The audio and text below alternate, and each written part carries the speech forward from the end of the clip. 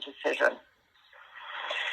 Count 1 alleges that Mr. Chansley committed and attempted to commit an act to obstruct, impede, and interfere with a law enforcement officer lawfully engaged in the lawful performance of his official duties, incident to and during the commission of a civil disorder, and the civil disorder by Mr. Chansley obstructed, delayed, or adversely affected the conduct and performance of a federally protected function.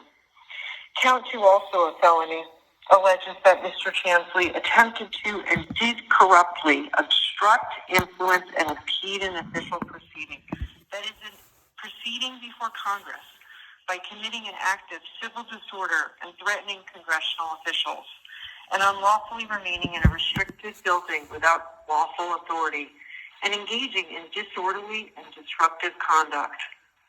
It's significant to the court that the grand jury chose to charge Mr. Chansley with these very serious felonies in addition to the misdemeanors with which he was originally charged when the FBI agents swore out an affidavit and complaint for the magistrate judge in the District of Columbia. There are more minor charges in the indictment, and that could have been the universe that the court was considering. But based on the conduct that's alleged, based on reliable information that the grand jury has already found reliable enough for probable cause, these very serious felonies were also charged. The government's requesting detention on really 3 grounds. The first 2 often get mashed together, but I think of them as being somewhat distinct. There's a serious risk that Mr. Chansley will flee, flight risk. And indeed, that's very distinct because in most cases, there's not a serious risk that someone will obstruct or attempt to obstruct justice. But here, there's a significant assertion by the government that Mr. Chansley should be detained because there is that serious risk. And third, that Mr. Chansley should be detained because he is a danger to the community. The government asserts that there are no conditions that can be set that would mitigate the serious flight risk, the serious risk of obstruction of justice, and the danger to the community that Mr. Chansley poses. Now, Mr. Chansley agrees with the pretrial services report that conditions can be set to mitigate any flight risk, danger, or risk of obstruction of justice, and even proposes more restrictive conditions as a possibility for the court that the court can consider as part of fashioning release conditions for Mr. Chansley, including GPS monitoring. Now, the government's memo starts off, and think in the first paragraph, certainly on the first page, with this statement asserting that Mr. Chansley was, quote, an active participant in a violent insurrection that attempted to overthrow the United States government on January 6, 2021. And I start with this, looking at that sentence very closely. I have given that sentence and its components a lot of thought as I've considered this case. It raises questions that our nation has been dealing with and that I have to look at very specifically based on Mr. Chansley's specific alleged actions based on reliable information in this case and his words. When does a protest turn into a riot? When does a protest not be a protest and it's an angry mob? When is a protest an insurrection? After delineating the things that the government has submitted that I didn't find to be appropriate to consider, and only considering what I think to be reliable evidence at this stage. In other words, I understand that the government submitted information for context, but it's hard to actually be anywhere in this country, let alone anywhere on this planet, without having an understanding of that there were serious events that occurred, and that these events that Mr. Chansley's accused of, they are part of things our country has been wrestling with. So I think these are the kinds of things we've all been thinking about. When I look at the things that I think are reliable evidence for purposes of a detention hearing, which are not a trial, which is not a trial. We do this in this summary fashion because this is supposed to be an early and short hearing so that people who should be released can get released quickly and that their case can proceed with them mounting a vigorous defense, knowing whether they're going to be in custody or out of custody. When I look at reliable evidence, the proffers that come from the Capitol officer account of what occurred, and looking at Mr. Chansley's statements, and I'll go through on this, so I'm going to look at this closely. By looking at the reliable evidence proffered, I do find that that's an appropriate statement that Mr. Chansley was an active participant in a violent insurrection that attempted to overthrow the United States government on January 6, 2021. He was one of the insurrectionists who entered the Capitol building, and he was present in the Capitol building as part of the earlier group. And we know by about 2:30 p.m., he wore horns, furry coyote-tailed headdress, red and white and blue face paint, and tan pants. He was shirtless, and he carried a bullhorn and a 6-foot-long spear with an American flag tied just below the blade. The government points out that this costume is how Mr. Chansley is known, and that Mr. Chansley's appearance in this costume has made him notorious. But without such face paint and costume, he's not widely known. Without this costume, Mr. Chansley has the benefit of anonymity, which would help him try to flee from prosecution. As I see Mr. Chansley here on the video teleconference screen in the courtroom, and I compare it to the images that have been presented, I think the government's characterization is a fair characterization.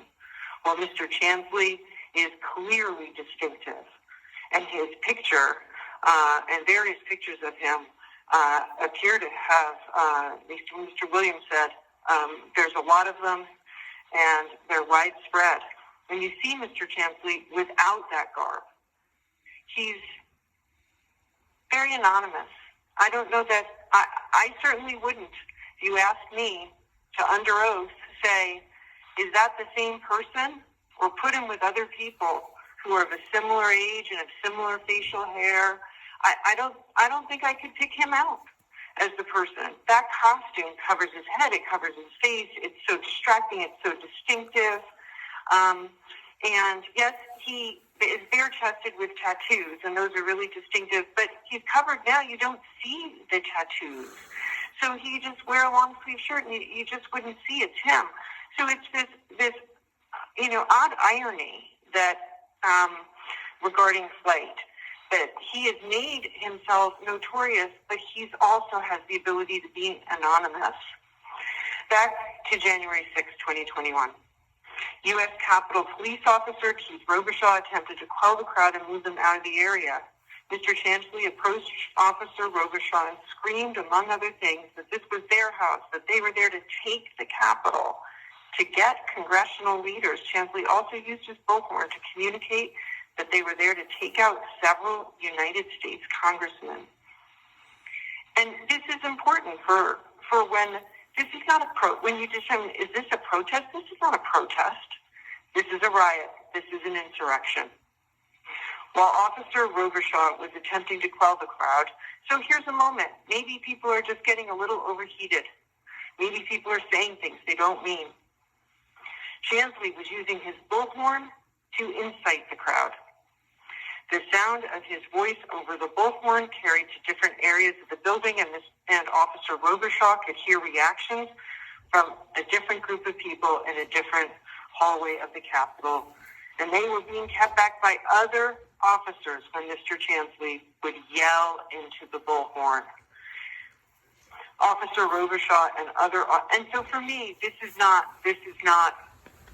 some language that momentarily crossed the line because people were angry or they were excited about their point of view. This is active participation in a violent insurrection. Officer Robichaud and other officers were able to somewhat calm other persons who entered the Capitol. The officers directed them to leave the area from the same way they had entered. Most people complied, but not Mr. Chansley. Mr. Chansley disobeyed the order and instead began heading up a different stairwell towards the Senate floor. Officer Robichaud, alone with more than 25 rioters in the Senate chamber, attempted to engage with Mr. Chansley and asked for assistance to use the bullhorn to get people out of the chamber. Instead of using his bullhorn to help clear the Capitol, he ran up on the dais where Vice President Pence had been presiding just minutes before, and he began posing on the dais for other rioters to photograph and document, very disturbingly for the court. Mr. Chansley wrote a note to Vice President Pence saying, "It's only a matter of time. Justice is coming." The photographs submitted by the government support this account of the events. On January 7th, 2021, Mr. Chansley called the Washington field office of the FBI and requested to speak with law enforcement. Mr. Chansley confessed that he was the man photographed at Vice President Pence's chair on the Senate dais, face painted, carrying the spear, and wearing the horned helmet. He said that he was able to get into the United States Senate in D.C. by the grace of God. Mr. Chansley said he was glad he sat in the Vice President's chair because, according to Mr. Chansley, Vice President Pence is a child trafficking traitor.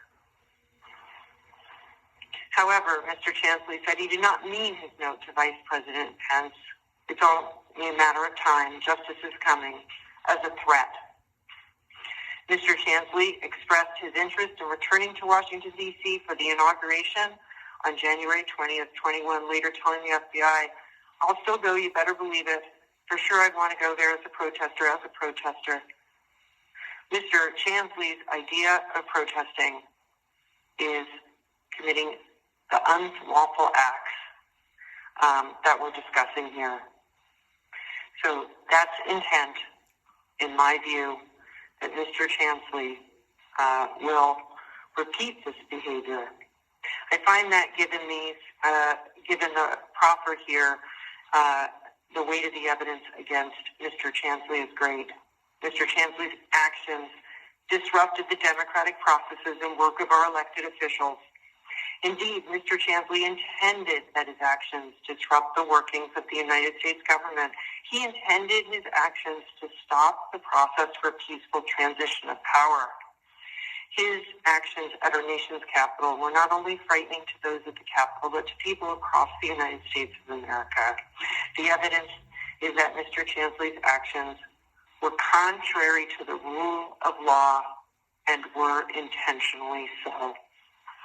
On January 9th, 2021, Mr. Chansley drove to the Phoenix FBI field office to continue his interview with federal law enforcement. At the time, Mr. Chansley was not aware of the complaint and the arrest warrant against him. Now, this is several days later. He has been interviewed by media. He has been a free person. He has spoken to the FBI and identified himself. He has not been arrested. This is not a self-surrender. To me, the reasonable inference is it's continuing the conversation. It's not a self-surrender, and it's not mincing words. He didn't know there was a warrant and a complaint against him. He had plans to do something afterwards. He had no belief that what he did was wrong, such that he would be arrested when he went to the FBI office. He thought that he was, and when I say he has no belief that he was wrong, I don't mean in a mentally ill way. I mean in a righteous way. That Mr. Chansley appears to have righteously believed that he would not be arrested. Now, also inside his vehicle, besides that costume that I've described, the coyote tail headdress, his horns, the face paint, the tan pants, the 6-foot-long spear, and the bullhorn, there was a rubber hammer-shaped mallet. Now, I don't give very much weight to that because, some people just have a lot of stuff in that car. Could it have been something that he intended to use in some way? I don't make much of that. To be clear, though, he didn't turn himself in, but he drove himself to the building to continue his interview. And it's true he was arrested then. His actions and words demonstrate that he's willing to participate in the violent disruption of the work of our government. And that puts our elected officials as well, his actions put our elected officials as well as law enforcement officers and civilians in direct danger. Despite his voluntary communications with federal investigators, the evidence before the court confirms Mr. Chansley's motivations and capabilities to participate in similar unlawful acts while on pretrial release. He broke through the barricades on January 6th, unlawfully entered the Capitol building, disobeyed police orders to leave, refused a police request to quell the crowd using his bullhorn, and instead ran up to the dais where Vice President had been presiding just minutes before and scrawled a threatening note. His willingness to very publicly attempt to obstruct the official duties of the United States Congress, certifying the vote of the Electoral College, the vote count of the Electoral College, makes clear his disregard for the importance of following orders during official proceedings. And so I have no confidence that he will follow my court orders. Further, on Twitter, and this is important insight to the note that Mr. Chansley left in his for Vice President Pence and his intentions. On November 19th, 2020, he made a posting that's on page 13 of the government's memo. And he's promoting and that identifying and then hanging those he believes to be traitors within the United States government. Not protest, riot, insurrection. Mr. Chansley has expressed clear intent to return to Washington, D.C. for President-elect Biden's inauguration. He has the means to do so. He has a vehicle. And in any event, he rode to D.C. with other persons for the January 6th event, stopping in other states. He could do that again. And that's where it's important. For me, that's really only where it's important that he's a symbol of what occurred. While his income is limited and sporadic, he has no regular employment, he owns no property. If he were released, he'd be able to garner the support, financial and otherwise, of like-minded persons to Mr. Chansley. So he has the means to plead to obstruct justice, to carry out his violent threats. To Mr. Chansley's credit, he has no criminal history. He is in his 30s and he has no criminal history. Do not take that lightly. He served in the United States Navy. He self-identified as the person depicted in various photographs at the Capitol and voluntarily spoke to law enforcement about the events. And it appears that he's peacefully participated in protests that took place before these events and that led to his arrest. And at least there's been no accusation otherwise. As Mr. Williams pointed out, not even a traffic ticket. This is all to his credit. He's got ties to the district where he lives with his mother. His other family ties, his mother's support and willingness to help transfer him as needed for court proceedings is to his credit. And I weigh those as I consider whether Mr. Chansley is a flight risk, a danger, a serious flight risk, a danger to the community, a serious risk of obstructing justice, and whether there are conditions I could set that would reasonably assure his appearance, that he wouldn't obstruct justice and the safety of the community. And I have considered all kinds of conditions, including GPS monitoring, with house arrest, home detention. But he can just cut off the GPS monitor and then he can go.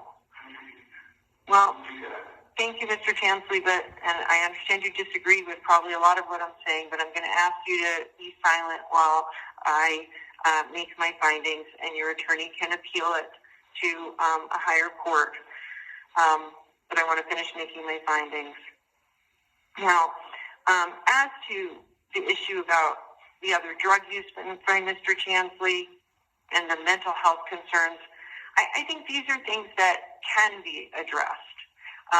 He certainly has been, he cooperated in the pretrial services interview. I didn't listen to those recordings, so it's hard for me to say with counsel disagreeing on what the reasonable inferences are from those recordings, that he actually lied to pretrial services. He's been polite, he's been cooperative, and there are conditions that can address the mental health, the drug issue, even if he wasn't 100% forthright with pretrial services. So it goes back to the nature of the charges, really, and what occurred. And the fundamentals of what Mr. Chansley is accused of is that he will take the law into his own hands and not respect the United States law. And if he's willing to do that in the Capitol building during these important events, then I find that I have no confidence, really, that Mr. Chansley would follow any order or condition I set if he disagreed with the order and the condition. Now, I find by a preponderance of the evidence. I also want to note that pretrial services has assessed that Mr. Chansley is a risk of non-appearance, may pose a risk of danger to the community, and recommends his release, suggesting that there are conditions that could reasonably assure his appearance and safety of the community. And while I have considered the information in the pretrial services report and the assessments and recommendation, I'm not bound by them. I find by a preponderance of the evidence that Mr. Chansley is a serious flight risk. Further, I find that there are no conditions I could set that would reasonably assure Mr. Chansley's appearance at further court proceedings. I find not only by a preponderance of the evidence, but by clear and convincing evidence that there's a serious risk that Mr. Chansley will obstruct or attempt to obstruct justice in the course of his prosecution in Washington, D.C., or at least during that period, particularly given the important events of our nation that are upcoming. I find by clear and convincing evidence that Mr. Chansley is a danger to the community, and there are not conditions that I could set that would reasonably protect the safety of the community, particularly during these upcoming events. Therefore, I am ordering that Mr. Chansley be detained pending proceedings as a serious flight risk, a serious risk of obstructing justice, and a danger to the community. I'm remanding Mr. Chansley to the United States Marshal for transport in custody for the charge and to the charging district, where he will face further proceedings on the indictment. Is there anything further from the government? No, Your Honor. Thank you. Thank you. Is there anything further from the defense? No, Your Honor.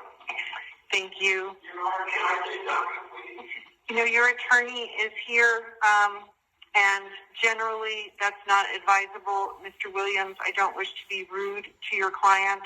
What would you like for me to do? Your Honor, I would like the opportunity to speak with Mr. Chansley at another time and not today.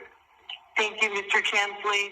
I'm going to respect your right to remain silent and the expertise of your counsel.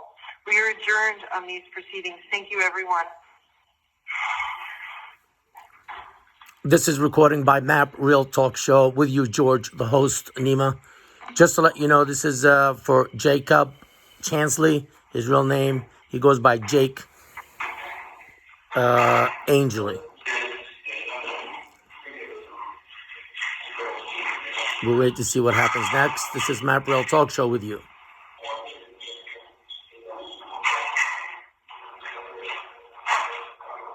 I guess they are leaving. I hear the noise back there. All right, ladies and gentlemen, I guess with that, it comes to a closing. Talk to you real soon. MAAP Real Talk Show.